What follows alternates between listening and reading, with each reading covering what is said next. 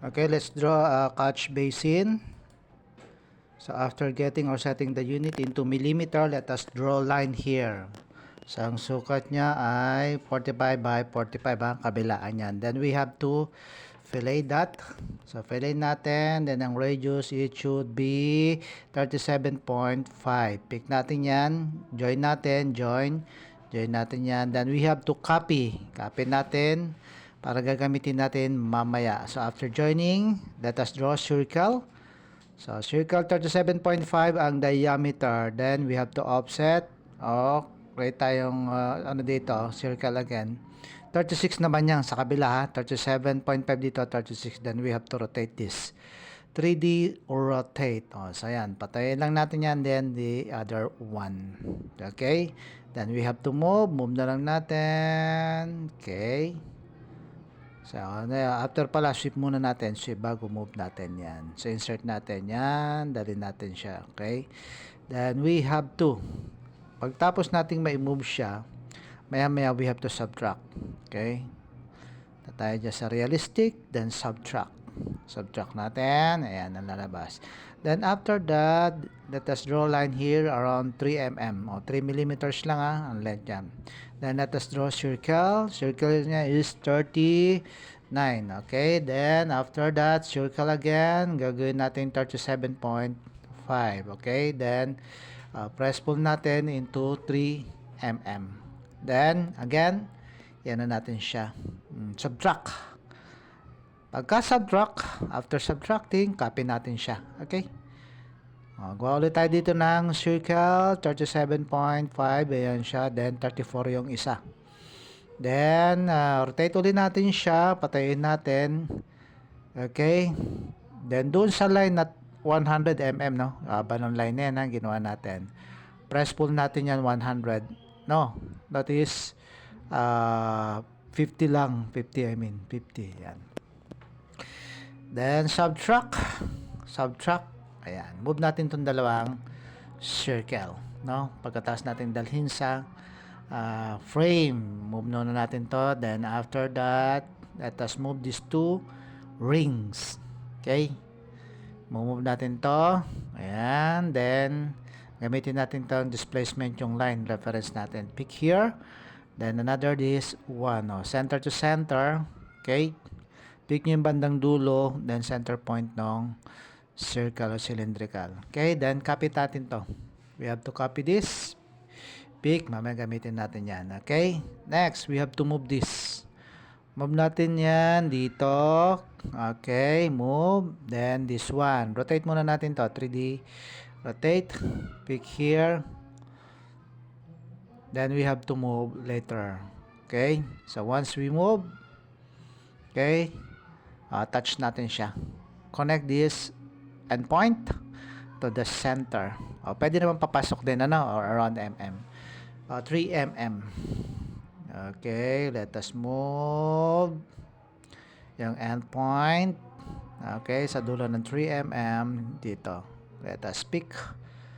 Okay, hintayin natin sandali. Ayan, then, okay. Then after that, draw tayo ng line here. Then, circle. Ang radius niya kanina is 35. Tingnan nyo na ang radius, ha. Pick. Ayan. Then, after rotating, pull natin into 100. Kahit anong haba na lang. Lalagyan negative dyan. Pwede naman yan. Gamitin na natin mamaya. So, next is to move natin yan dito. Okay? So, para inulit na lang din kanina. Try natin, ha? Just to make sure. Na-rotate natin siya. Okay? Rotate. Then, let us draw rectangle. Rectangle tayo dito. Specify natin ang rectangle ng 500 at 500. Okay? So, 500 at 500 ang rectangle. Then, next, let us offset. Na-offset natin ng 50 and then press pull na lang natin to. ng 410. Okay? Press pull again, 450. Then press pull, 450 and pareho 450. Then we have to subtract. Subtract then. Then next, draw again tayo ng rectangle. So, rectangle or circle muna dito. Circle. Okay, circle is pakita natin ang radius 147. Then 3D rotate, 3147 yung loob ha. Okay, let us check. Ayan. Then press pull. 200 ang haba ng kanyang pagkaka-press pull. Okay? So, subtract. Ito lang ginagawa natin. Then later, yan yung magiging CDP or 150 mm natin. Then again, at 45 o 450 rectangle tayo. Then we have to offset that into 25 lang. 25, pick. O, ayan. Then after offsetting, we have to copy the smaller one. Pick. O, ayan ha. Isa lang. Sa loob lang ha. Kopyahin natin. Then after that, we have to offset this into again 25. 25 lang. Oh no, 50 yung kabila. Okay, then press pull natin to. Press pull natin yan ng, okay, 425. Pareho. Okay, then subtract. Ayan, 425 lang height nito ha. Then press pull natin yan ng 50 lang ha. Tig 50, then yung isa, kanina ay 25. Yung malaki, 50, then yung maliit ay 25. Then next, we have to place this portion center, then saka natin siya i-move. Okay, move natin yan here. Pick. Then ito, pick natin yan. Yan, dyan siya sa loob. Pick. Then next, draw tayo ng ito na yung kanina ha. And yung manhole natin yung head. Draw tayo ng line. 300 ang line. Enter. Then draw again another line. Around 150. 150. No. That's 75 lang. 75. Okay, kabilaan. Copy na lang natin siya para sa gagawin nating handle. Ha? Gawin nating handle. So, kung titingnan ninyo, ayan, copy siya. Then, we have to fillet.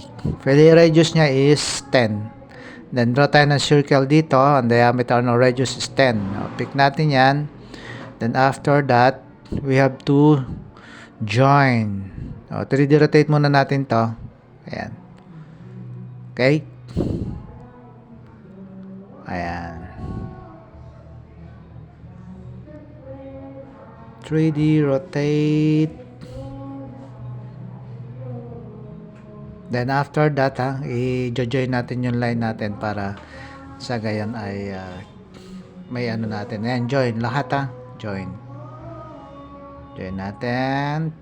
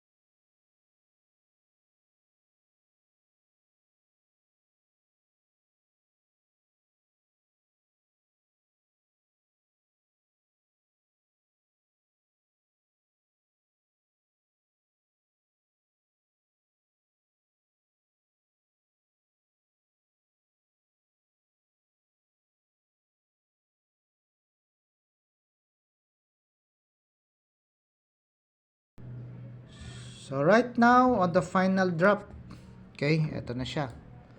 Check natin final yung itsura niya. Kung titingnan nyo, ayan na siya, no? Meron na siyang cover. That is the cover. Let us see.